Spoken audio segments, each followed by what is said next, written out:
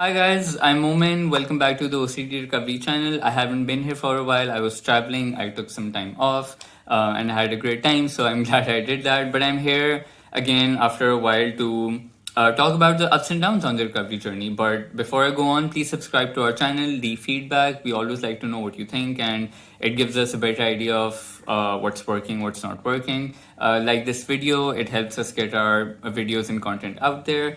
And yeah, I'll try to keep this short. Because I usually end up like making 30-40 minute videos that are really long, and because of me talking extra like I am right now, so I'll try to just wrap this up and get on with the content of the video. But I really wanted to touch up on like the various fluctuations, the good days, bad days, some of the neutral days that you might have on the journey, and how you can maybe approach them to have a better grasp on recovery and like OCD and anxiety. By grasp, I don't mean control. I just mean like a better handling of the situation. I'll start off with the good days because I think this is something that often gets missed. Like when people start to experience good days, they do tend to get ahead of themselves. And I mean, I'm not saying you as a person, I mean, generally OCD and anxiety sufferers. And I think maybe I was that person at some point as well. Where they get ahead of themselves, and immediately this fantasy is built that, oh my god, I've experienced one good week. That means I am free of discomfort and anxiety for the rest of my life. No more intrusive thoughts. Bye bye.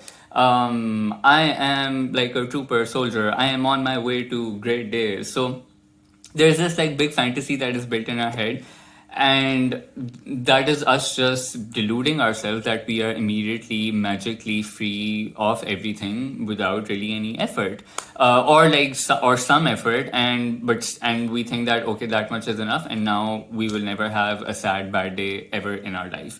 OCD and anxiety aside, that is unrealistic because I mean, even if you don't have a disorder or if you don't suffer from chronic anxiety, you will still have some bad, uncomfortable day at some point in your life anyway. I mean, all humans do. So just like checking that with yourself and seeing where you are constructing that fantasy for yourself and constructing that delusion for yourself, that is the first key step, because it helps you not just, I mean, again, not get ahead of yourself, and stay in a more like in more rational territory in your head, because you're not being irrationally exaggeratingly happy about it. Obviously, I mean, I'm not saying that if you're having a good day, you think, you know what, I'm not going to enjoy myself because there will be a bad day tomorrow, so no need to indulge in this happiness. No, that's not what I'm saying.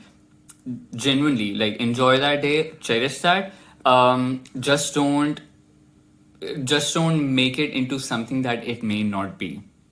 Keep in mind, again, cherish it, but also keep in mind and don't lose sight of the recovery work that you still have to do. In fact, if you're having like a good, more peaceful day than usual with your OCD, I would say use that time and energy to also like put in the work for your recovery, because that's when you might feel you might be in a better position to maybe do an exposure. And I know you in your head you might think, well, why would I want to ruin like a good day? But you have to do recovery work anyway at some point, so might as well do it on a day when you're in a better headspace or in a better emotional space, rather than on an extremely bad day where you don't even have the motivation or like physical energy or mental emotional energy to like do anything. So yeah, I mean, approach your good days with what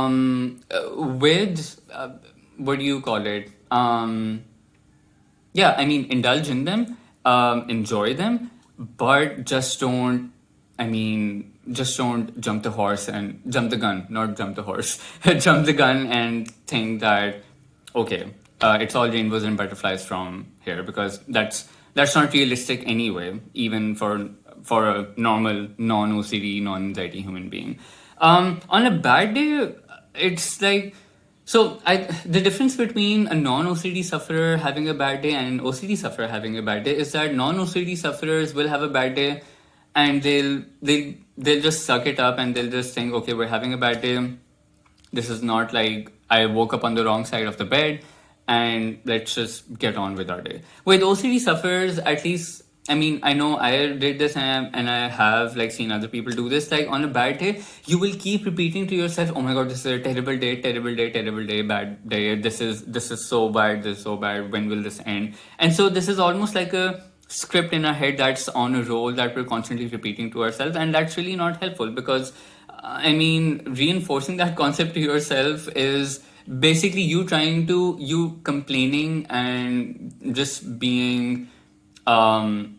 reinforcing that concept and making that a tower in your head. Like you have to work on like getting that internal resistance down on and accepting that it is a bad day and just getting through it and not forcing yourself to feel or not feel a certain way. That is key, because when we're having a bad day, we're constantly trying to get rid of, almost like you want to like carve out something in you and put it outside of yourself so that you can get rid of that discomfort and those bad feelings. But forcing yourself to do that and trying to really make something happen is going to make you feel worse about it, and therefore also in your head you're going to start to think, this is bad, this is bad, this is awful, this is awful, I'm not having the best time, when will this end, when will this end? So on a bad day, sometimes honestly the best thing to do is just to follow the plan. And what I mean by that is just doing the regular things that have been set out for you in your schedule, which might be going to work, attending a dinner, hanging out with your friends, or doing some of your errands. And inside, you might just not feel the best, and that's okay. You don't have to feel the best to do everything. But what it does help you with is that by following the plan, what it helps with is you can really show yourself that, okay, I don't have to be in the best mood to do all these things. I can just take anxiety for the ride, as we say. We can still do all the things we need to do even if we feel uncomfortable, and it doesn't have to be like the best, most amazing day of your life ever. It can just be a day, and that can be okay. It can be okay just to have a day. So that working on accepting the discomfort, letting the discomfort be there, letting the bad emotions be there, letting the whatever shittiness be there in your life, and not forcing it to go away, not forcing yourself to feel good. That in itself can really, I mean, in the moment it might not feel like it, but in the long run, that's what really like adds to your arsenal of dealing with discomfort. The third thing I want to talk about is neutral days. I mean, sometimes a day might not be like the best day, or a day might not be the worst day. Sometimes it's just a day, like I said. And the one thing that we can end up doing is start to try to convert it into a good day, or like a really good, or like a really happy day.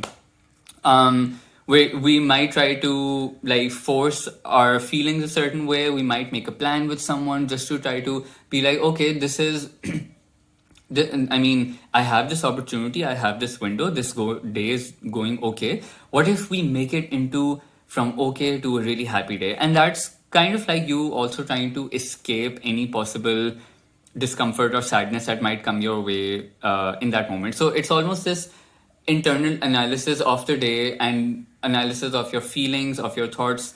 Am I having a good day? Is it a bad day? Can I make this a good day? Is there a way I can completely avoid making this into a terrible day? What do I do? So, I mean, it's this calculation of your day throughout of what you can and you cannot do. And that's because the fear is still present. The fear of things going awfully bad, the fear of things suddenly becoming extremely uncomfortable, that fear of, I don't know, being in uncomfortable sensations or emotions, feeling sad again, feeling hurt again, anger, frustration, just escaping all of that, trying to keep that in a box and not let it like enter your day.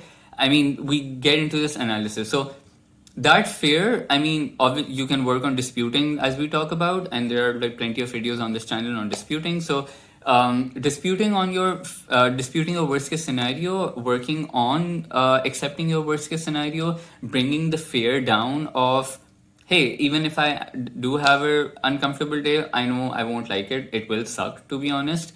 but I can still get through it. I can still do the things I want to do. I can still, my body has the tolerance, my mind and my brain and heart, all of that have the tolerance to get through it. Even if I don't like it, I don't have to like it. I don't have to agree with anything that's happening. I don't need to promote any of it, but I can still get through it.